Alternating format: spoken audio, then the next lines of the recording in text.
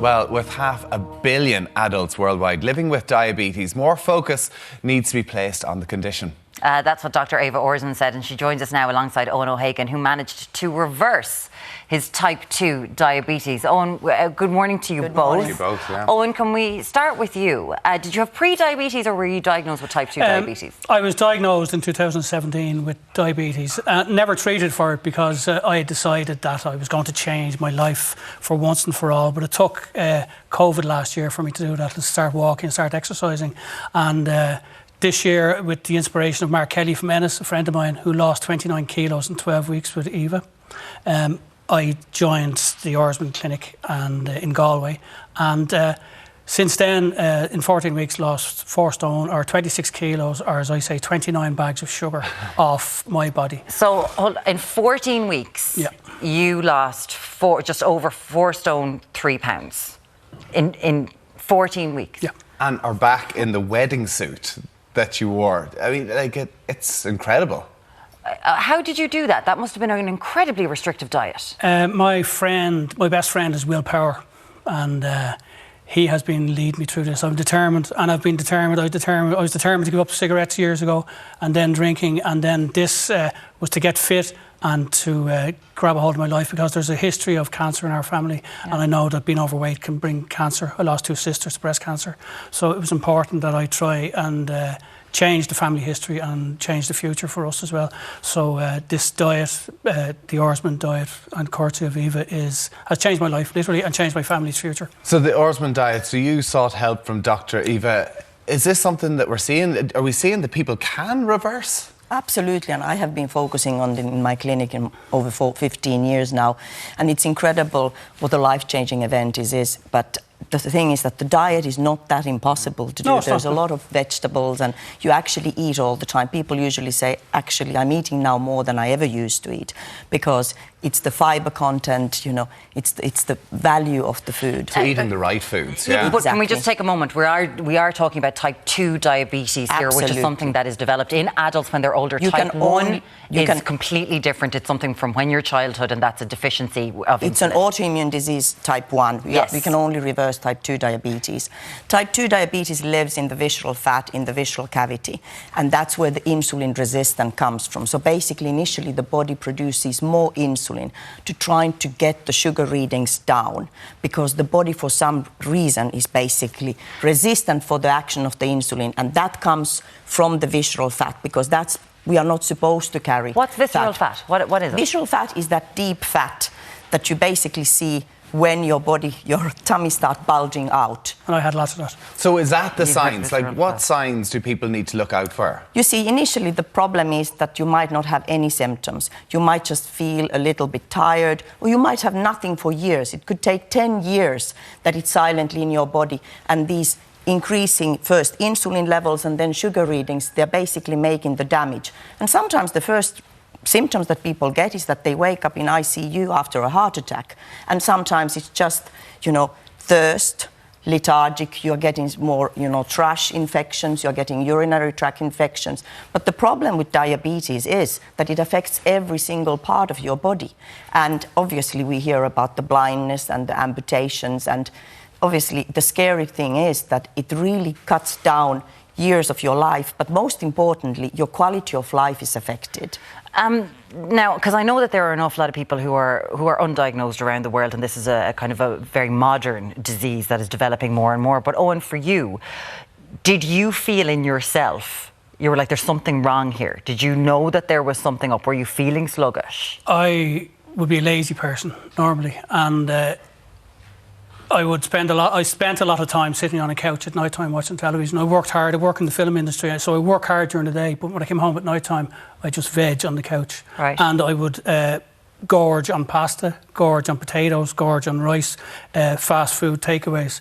And in the last 14 weeks, not one chip has crossed my lips, and it won't in the future, because I now have respect for food that I didn't have before. I use it for fuel now. Instead of powering a day, it just fuels my day. And where did you get the inspiration for this? Because as you said, you were a lazy person. you're not a lazy person anymore, or you're still a lazy person, but you actually tried to eat right? Well, I was until I damaged my foot there a few weeks ago. But I have been walking now. Since the start of COVID last year, I started walking inside 2 kilometres, inside 5 kilometres, what we could do. And then I got shingles in October last year, which cut the legs out from under me, literally, excuse the pun. And I realised that the weight was coming back on again. My friend Mark Kelly in Ennis, he got inspiration from me walking last year, and he went to Eva's clinic in Galway. He lost 29 kilos in 12 weeks. He was my inspiration. But it is a restrictive diet. Like, were you down to like 800 calories? I think it's 700 calories a day. Now, Wow. but I had porridge for breakfast. I had black coffee. I would have a croissant maybe for breakfast.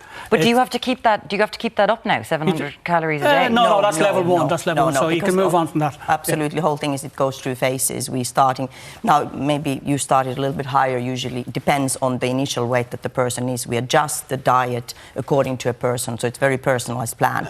But basically, it's based on high fiber vegetables. You cook vegetable soups from scratch. So you actually eat 3 meals a day, and then we use these supplements which are high protein, like porridge. We have all the substitutes. We have high protein bread. So you are not hungry. And the most important thing is that you go in ketosis. So after 3-4 days, the hunger goes. And it's the energy level that usually people say that is the first thing that they noticed. The energy starts coming back. And then for you, it was also the snoring. My wife Ruth got relief immediately, so I stopped snoring. I was like a train in bed at night time. And that is usually a sign of, sleep apnea, which means that people wake up, they wake up in the middle of the night without knowing it, and they wake up tired. And the only way really to help with sleep apnea is to lose weight or using a CPAP machine, which is often quite, intruding for people. And it's I hear expensive. you, Dr. Eva, as well, because as we mentioned there, a lot of people are undiagnosed with this. It is becoming a real problem all over the world. We had Professor Roy Taylor on a few weeks ago saying that people should fit into the jeans that they wore when they were 21 years of age. Now, we had a lot of people messaging in about this. You are now asking for the government to screen people's waistlines.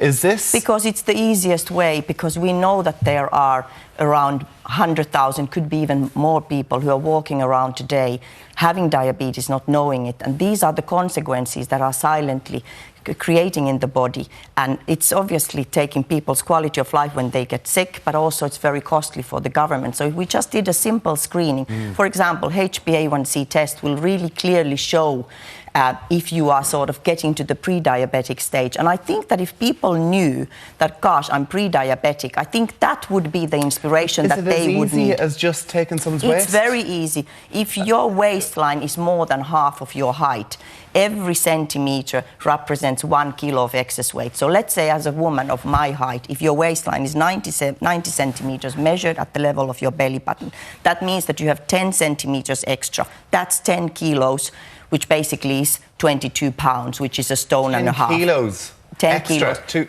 But it's not always the case. Like, we'll say in Asian countries where there is an increase in type 2 diabetes, it's not exactly linked to their BMI. And there's an awful lot of people who are going around with bigger BMIs who don't have diabetes. Yeah, because it's the personal threshold that we don't actually know why some people are more susceptible than others to the effects of the fat. But for example, Asian people, all the Asian population are much more susceptible for type 2 diabetes because apparently there's something to link to the pigmentation. We don't know everything about diabetes yet, but we know the risk factors, and we do know for fact that overweight and obesity is the biggest driver. And that's why we are trying to bring the awareness, because these numbers are going up with huge speed, and obviously because they are linked to the overweight and obesity. COVID made things worse because people have been putting on weight, being home, looking comfort from food. They have less possibility for exercise. Yep. So really, what the message here is that first of all, weight does affect your overall health.